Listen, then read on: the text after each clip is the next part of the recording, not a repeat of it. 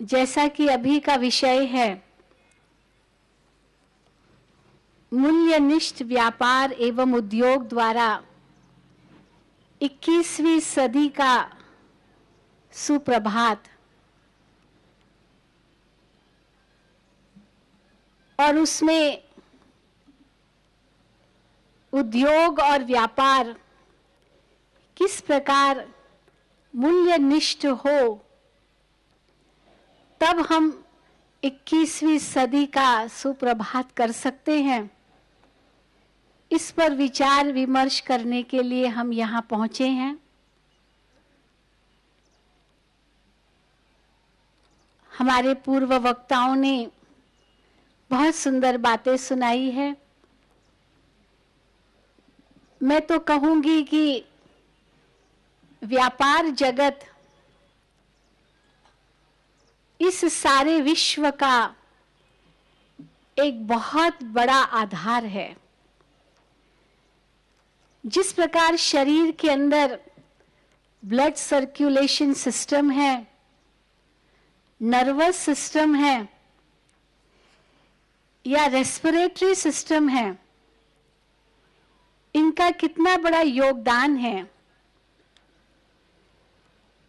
अगर blood circulation system में कहीं भी ब्लॉकेज है या रेस्पिरेटरी सिस्टम में भी कोई ब्लॉकेज है या नर्वस सिस्टम में कोई ब्लॉकेज है,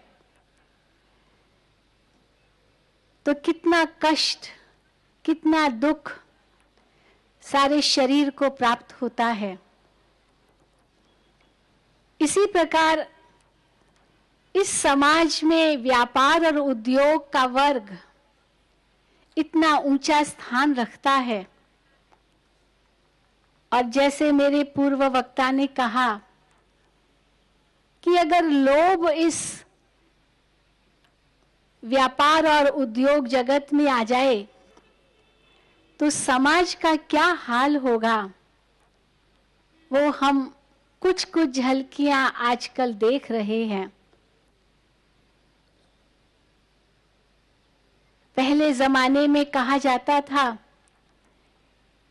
कि जो व्यापारी है, उद्योगपति है, वो समाज का रक्षक है। और अभी भी यही कहेंगे।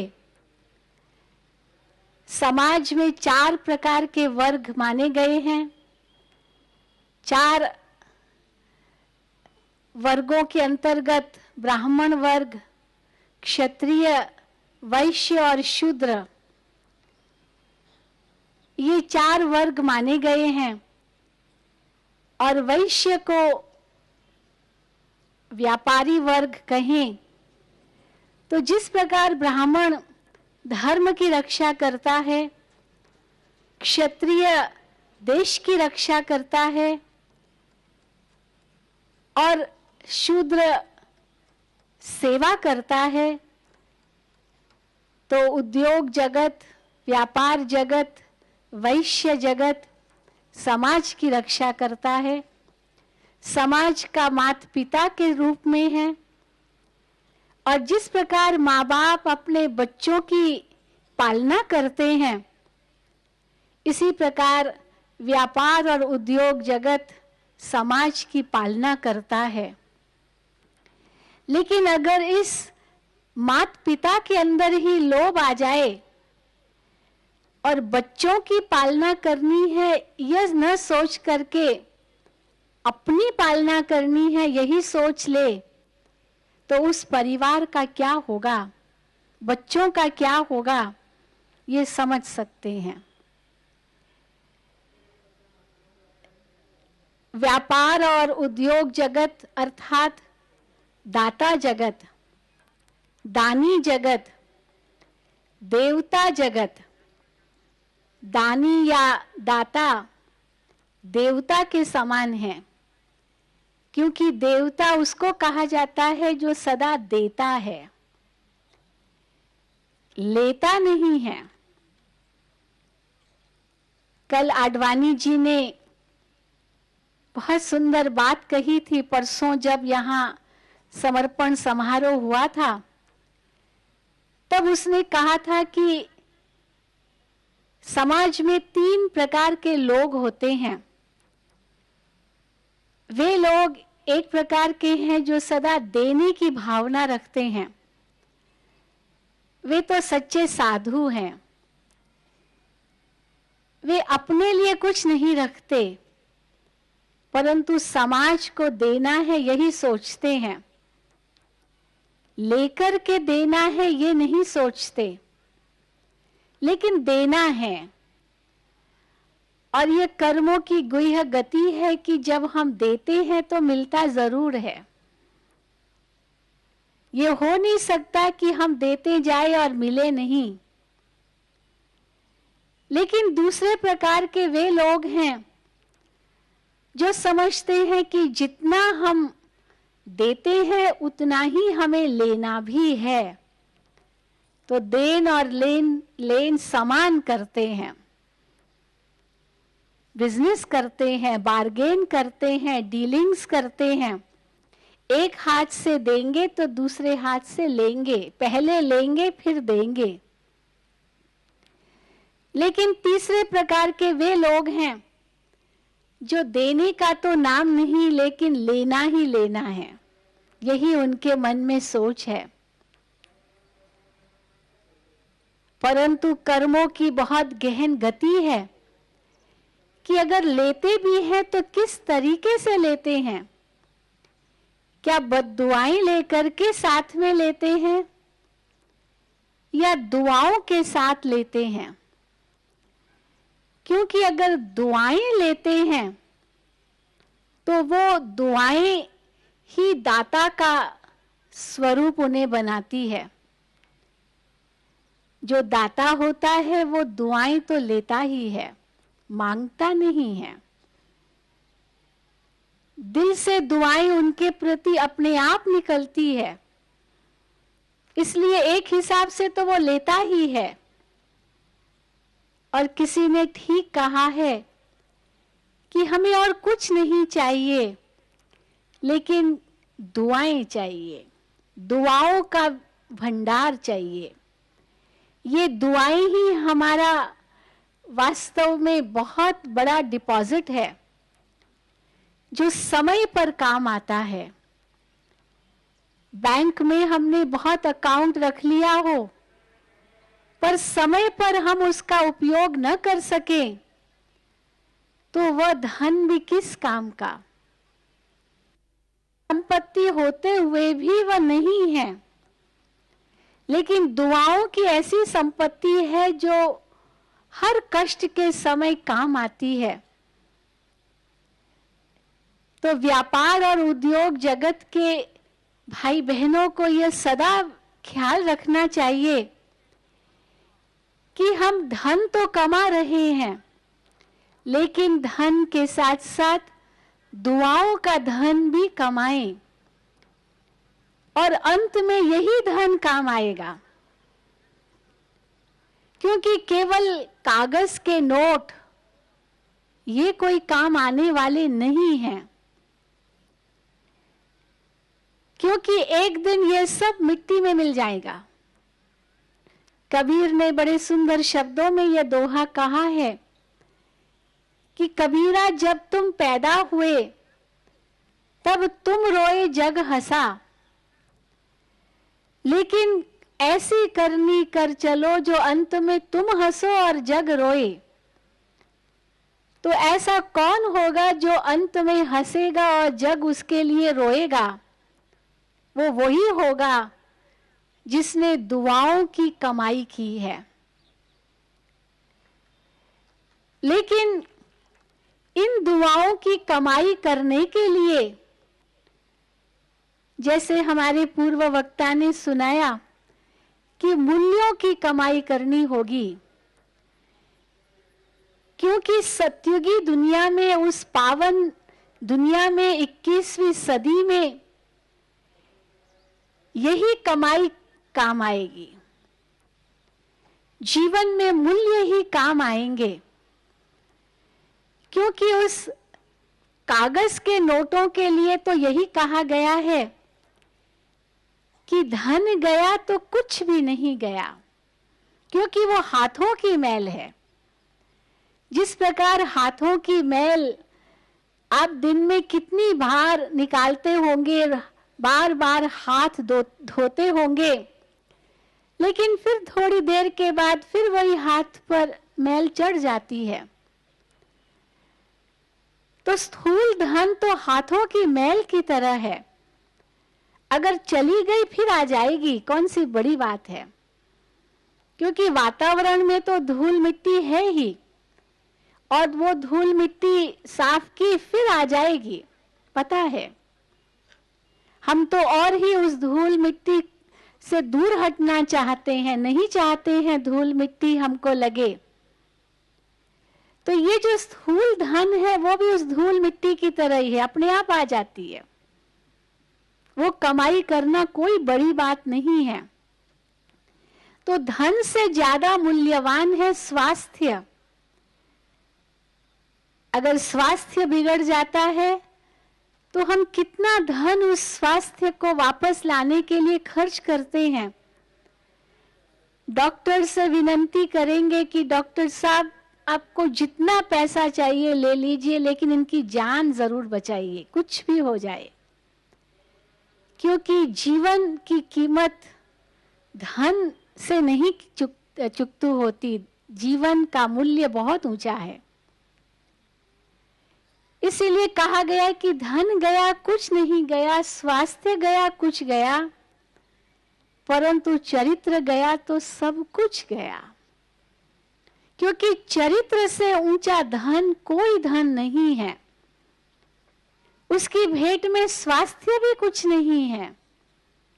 जिसके पास चरित्र का धन है, अगर उसके पास स्वास्थ्य नहीं भी होगा तो भी उसका खुशी का चेहरा अनेकों की सेवा करेगा।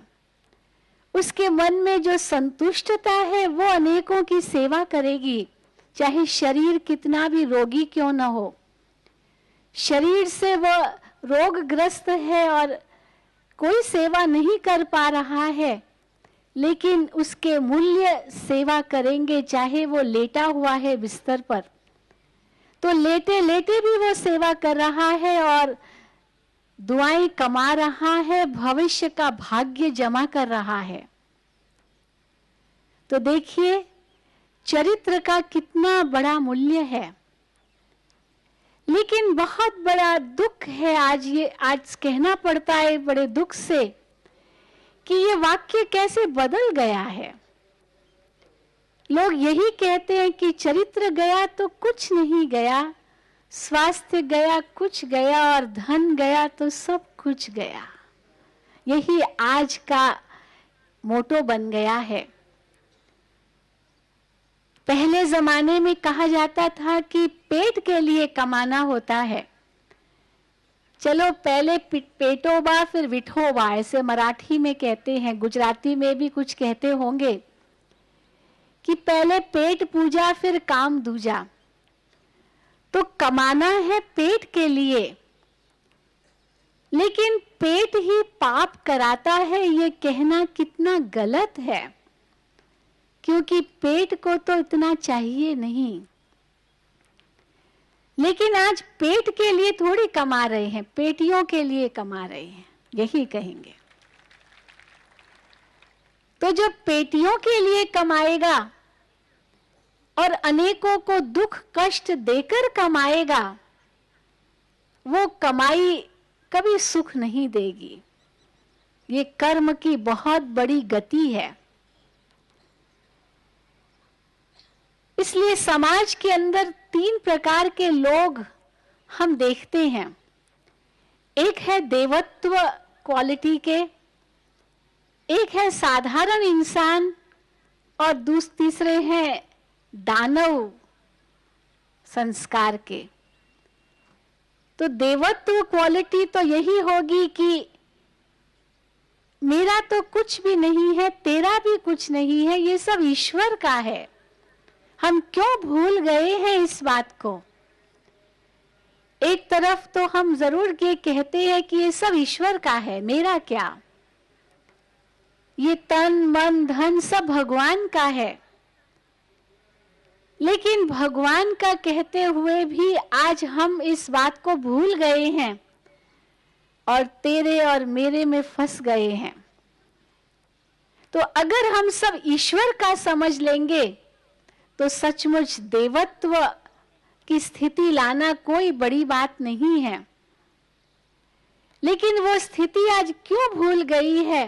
क्योंकि हम उस परमात्मा को भूल गए हैं। हम क्यों आए थे इस जगत में ये भी भूल गए हैं। क्या करने आए थे ये भी भूल गए हैं। क्या हम केवल धन कमाने के लिए आए थे? अगर आप कहेंगे कि हाँ धन का बड़ा महत्व है, अगर धन नहीं होगा तो हम समाज में कैसे रह सकेंगे?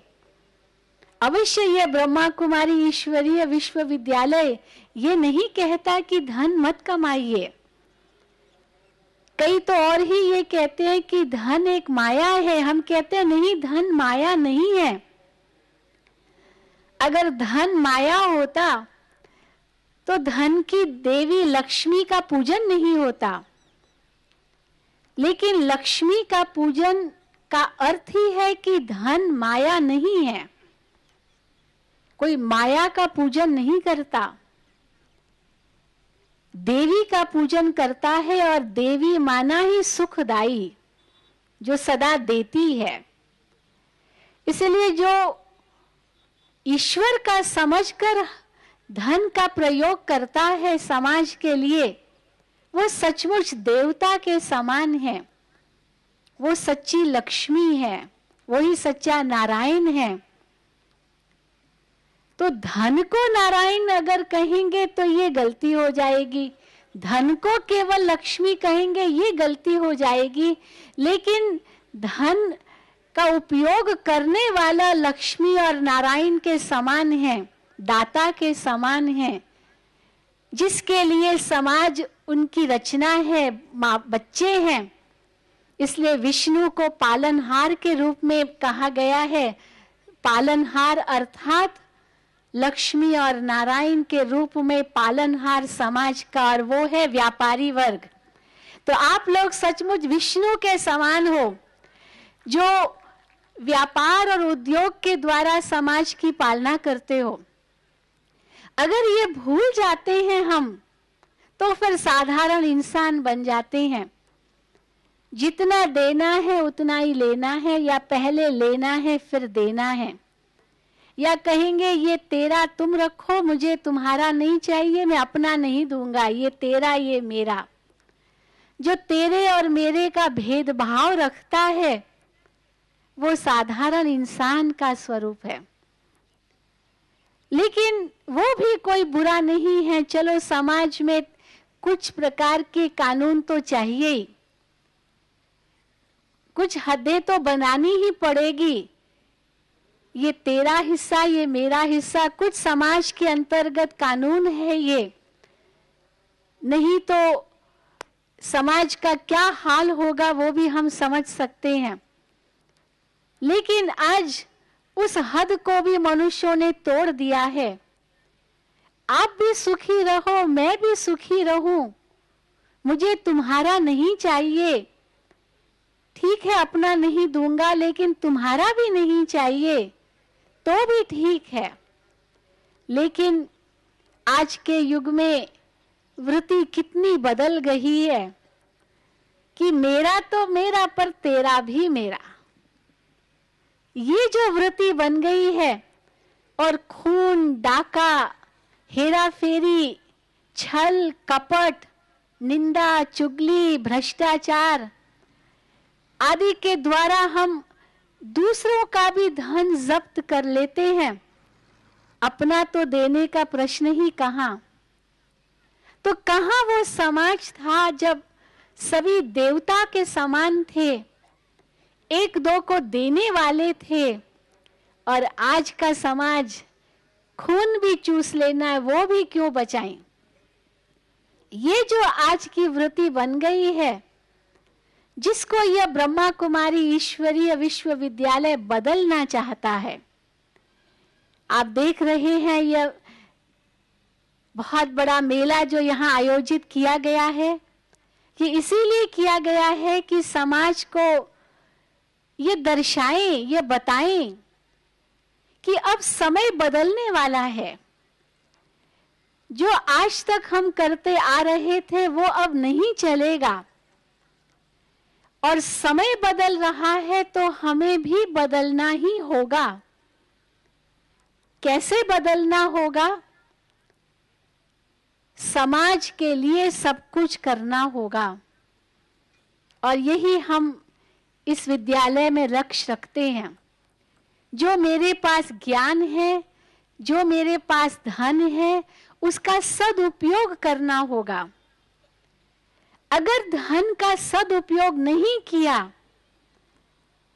तो फिर धन ही हमें खत्म कर देगा। वो भी कर्म की बड़ी गति है, क्योंकि किसकी दबी धूल में रह जाएगी, किसकी राजा खा जाएगा, किसकी चोर लूट जाएंगे और किसकी आग जला देगी, ये भी गति हो सकती है।